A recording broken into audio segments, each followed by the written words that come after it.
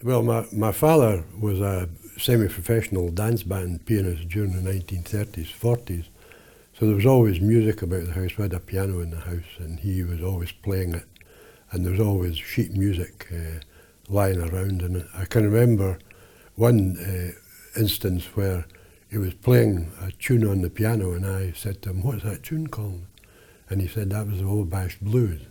And ever since I always think of my father when I hear that tune.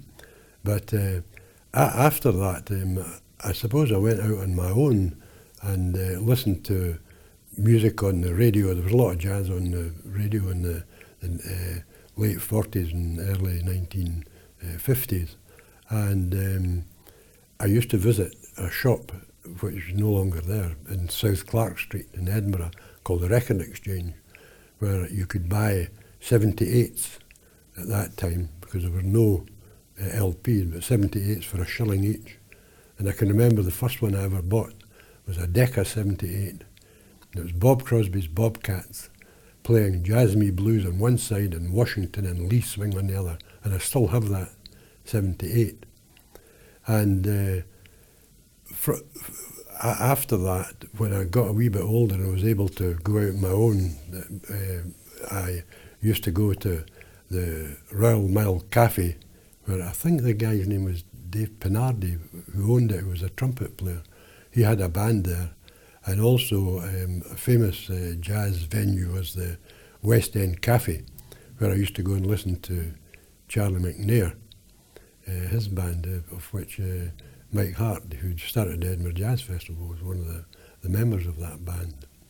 And that was probably into the late 50s. And then I left school in about 1960 and was posted to a place called Immingham, which is near Grimsby.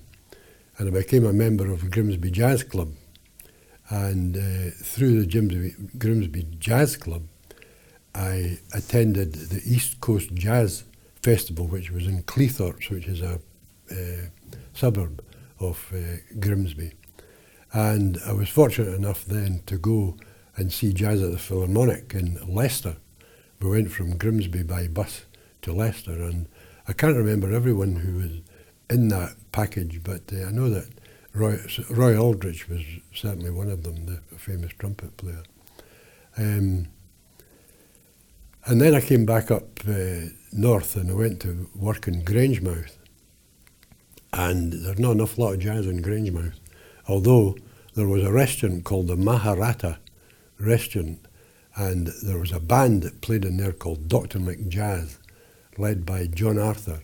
And in about 1965, I remember meeting John Arthur and Bob Busby, the clarinet player. And John, unfortunately, is dead now, but Bob's still playing, and I'm still very friendly with Bob. And jumping ahead, 1979 was the first jazz festival, and I used to travel from Falkirk, where I lived, although I worked in Grangemouth. I used to travel through to the early jazz festivals, which were all the gigs took place in pubs.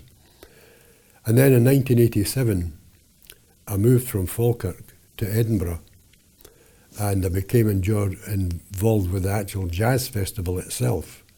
I became, first of all, as a volunteer bus driver, driving bands around from gig to gig.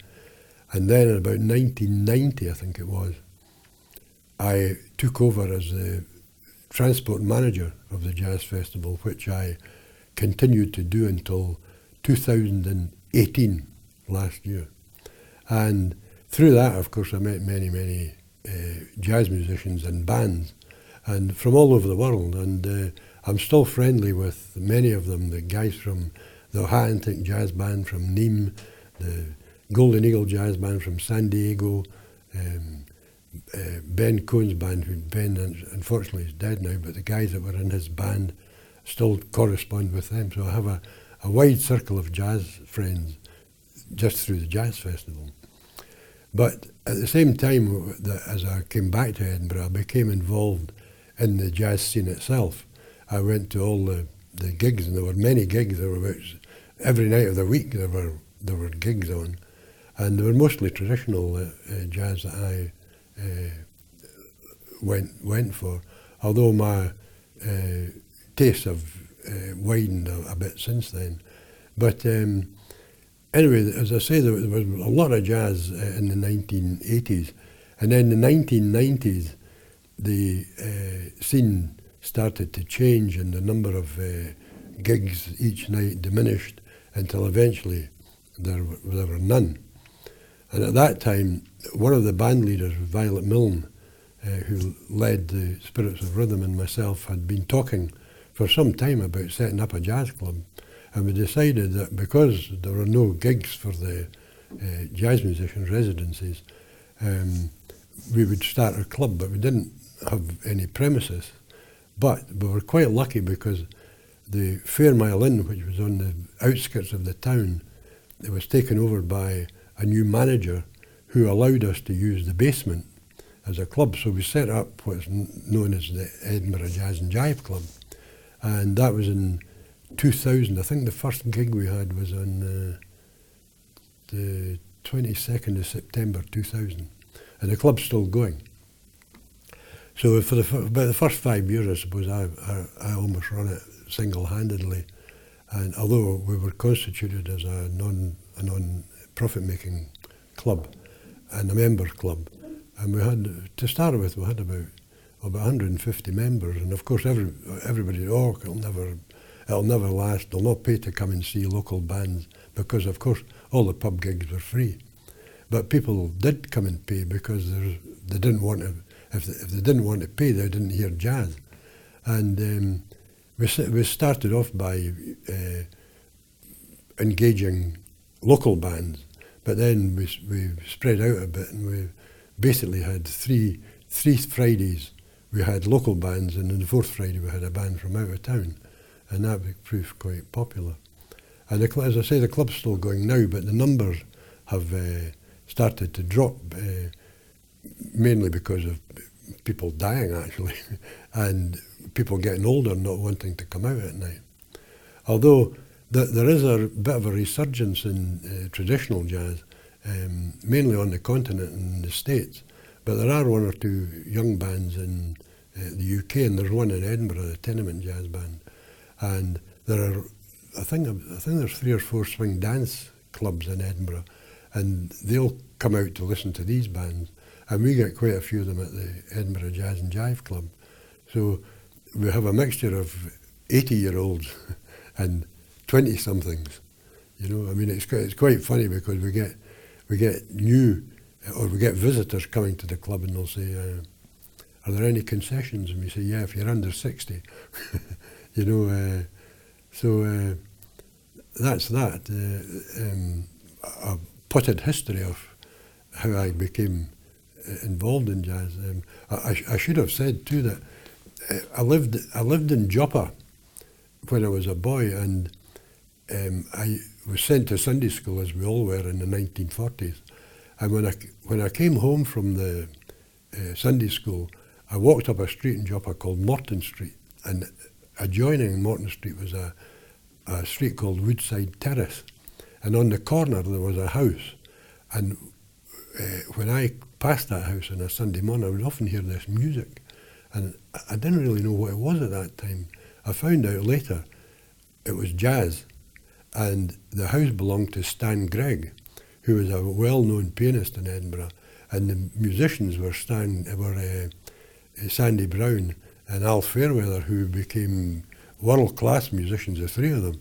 And this was me, a wee boy in the 1940s, standing outside this house listening to this music and not knowing what it was, but thinking it was really great, you know. That's wonderful, and a really fabulous, extensive answer, so thank you for that. I'm going to take you back a little bit. So 1987, when you started with the Edinburgh Jazz Festival. So who were you taking where, when? Tell me a little bit more about that time. Well, what happened was that there were bands and musicians invited to play in the festival from out with Edinburgh, from all over the UK and all over the world. Many of them came from the United States, of course. And what happened, of course, is they came and they didn't have any transport themselves. So the jazz festival hired buses, minibuses, 12-seat, 15-seat minibuses. And the drivers, who were all volunteers, their job would be to go to the airport or the railway station to pick up these bands, take them to the hotels they were staying in, pick them up at the hotels, take them to the gigs, bring them back at night to the hotels, etc., and continue that until it was time for them to leave, and you would pick them up and take them out to the airport or to the railway station. And that's basically what you did. But the drivers were effectively the roadies to these bands, because they were very, very, very hard worked. They would play a gig in one pub, and then they would have an hour's break before they started a pub and a gig in the next pub. So you had to get all their gear and chuck it into the bus, get the guys in the bus and drive to the next venue, get them out, set up, then at the end do the same again. And as I say, you were part of the band. You were a roadie effectively, and through that I've kept in touch with a lot of them, and I've met a lot of well-known people, musicians, through that, and had quite a good time with them. I mean, some nights it would be 3 o'clock in the morning before you dropped them off. They would maybe want to go to a jam session. We weren't required to do that, but most of us did, because we liked going to the jam sessions. So you would be drop them off at 3 in the morning and possibly have to pick them up again at 10 in the morning, So, but at the end of the jazz festival, you were absolutely knackered and just wanted to sleep for a week. But it was great fun. It was really, really great fun, because the band, there were some terrific bands, So why, just remind me, and I know you've probably answered this, but just I'll ask it again in a slightly different way. Why did you set set up the jazz club in the Fairmile Head pub? What drove you to do that? Because we felt that the local bands had nowhere to play. They didn't have anywhere regularly to play. And we decided that we would set up a club, and we got the Fairmile, and we would allow the local bands to play. And what we did, and it's still in the programme, we have 2 local bands each night, and for 3 weeks, and then about the 4th week we'll have a band from outside. And that's basically why it happened. I think perhaps the reason for the demise of the music, I put down not only to the fact that people they were not willing to come out as often. I often think it was Sky Television, by showing football matches in the pubs at night. The pub landlords didn't want to pay bands when they could have these people in, not pay them at all, and they would be spending money over the bar. And why did it matter to you? I just love jazz. I'm passionate about it. I mean, I try to promote it. I try to help the musicians.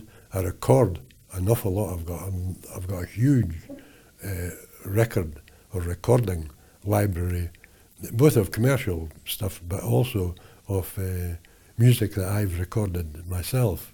I'm quite well known among the jazz crowd for doing that. I always ask permission, I may say, to do it, and they always allow me to do it. And I always give them copies of I make CDs from the recordings, and I've had quite a few of them released by commercial labels through the bands. I mean, I haven't released them. I give them to the band and tell them they can do what they like with them, and quite often they've released them as commercial recordings. So, what do you think you'd have done if you hadn't heard jazz at that age and got so involved in it? Well, my other great passion is rugby, so I split my time between the two. So if I hadn't been involved in jazz, I would have probably got more involved in rugby. But apart from that, I don't know. Well, apart from my family, of course, but I don't know what I would have done. And how have you seen things changed over the decades to where we are today? Well, I often say to people that the jazz has gone a full circle. It started off in say the early 1950s in Edinburgh, where musicians were interchangeable within different bands because there was a finite number of people that were capable of playing. And it's come right round to the same now, but for a different reason. And to be quite morbid about it is because many of the musicians have died, and so therefore the musicians that are left play in each other's bands. You know, you get a band that's called such and such, and another band that's called such and such. When you look at it, it's just about the same guys in each band, you know. And why do you think that is, that there isn't sort of more new young people coming in then? I think it's because it's not the music's not publicised. I mean, I've been to jazz festivals where there's maybe a cloakroom or a bar where there's young people serving in the bar or the cloakroom, and there's been a traditional band, it's namely traditional jazz that I follow, traditional jazz band playing, and they'll say, "Oh, what sort of music is that?" And I'll say, "That's traditional jazz." It's great. I've never heard it before, and you'll never hear it. You'll never hear it on the. You maybe get a bit of it in Radio 3, maybe a couple of hours a week, and I think there's a programme on BBC Scotland, Radio Scotland.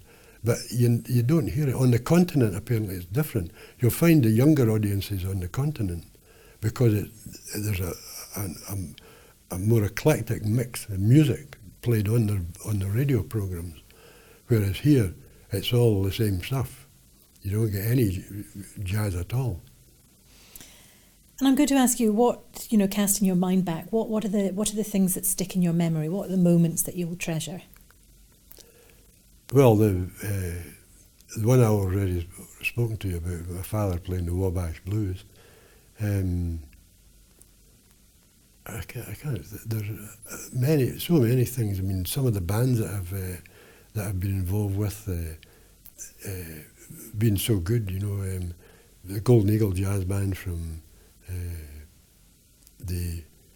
San Diego. They're quite a funny story. They were all professional guys. They were all semi-professional musicians. They all had other professions. And one of the gigs they did was at the Gyle Shopping Centre to do a bit of publicity for the jazz festival. So they were all standing there playing their instruments, and the trombone player had the biggest sack of mutes that you've ever seen. And one of the mutes was a baby's potty. And he had just played a solo using this potty, and he'd put it down on the floor.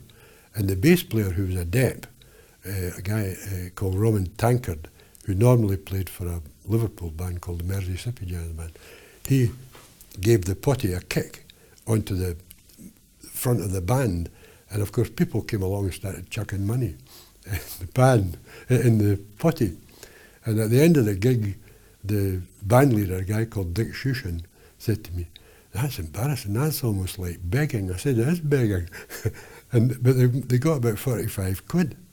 So they stayed a week after the jazz festival finished, and I continued to do roadie with them. And every day they went into East Princess Street Gardens to do a bit of busking. And the first thing they did was they put the potty in front of the band, and they reckoned they didn't have to put their hands in their pockets for beer for the rest of the week.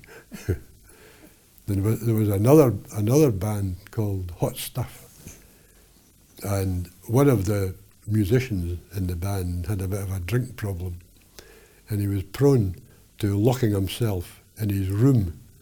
And just before they were leaving to get the gig, and the band leader always said to me, "Norrie, you're the only guy that can get him out of that room. Can you go and get him?" And I would go and bang on the door and shout to him. And we'd get him, and he would be, three sheets to the wind.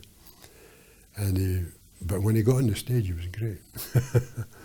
But that's and another band. As I say, we were all volunteers at the jazz festival. But the band would give you records or tapes or CDs or whatever at the end, you know, as a thank you.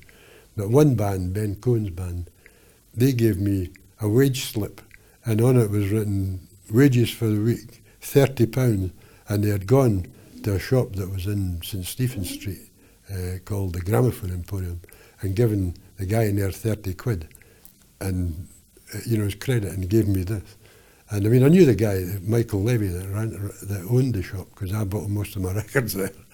But these are just some of the things that have happened that stick out in my memory.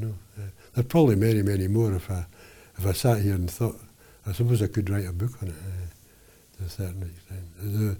There are other things too. I don't know whether this would have to be edited out or not. But I sent when I was the transport manager, I sent one of my drivers to the Waverley station to pick up a singer, Leon Redbone, who was famous for singing an advert for British Railway sleepers. Anyway, she went to pick him up at 3 o'clock train from King's Cross. She phoned me up about past. Not off that train. I said, well, wait until 3:30. There's another one at 3:30. So 4:45, my phone rings. He's not off that train. I said, are you sure he's not off that train? Have you looked? He says, yeah, there's not a black man on that train. I said, he's not black. I said, do you not look at the programme? Because, of course, the programme's got photographs in it, but they're looking, and for some reason, she thought this guy was an Afro-American. Thought she. But there was another one. There was an American group from New York, and the co-leader was a big Afro-American. He was about 6'4". one of the days that they were here, they had nothing to do during the day. So I said to them, look, you would like me to take you around somewhere, take you on a drive. And this guy said, I'd like to go up that mountain. And I said, mountain? What mountain? The mountain in the middle of the city. And then I thought, well, he's from Manhattan. I suppose an 822-foot high hill is a mountain to him.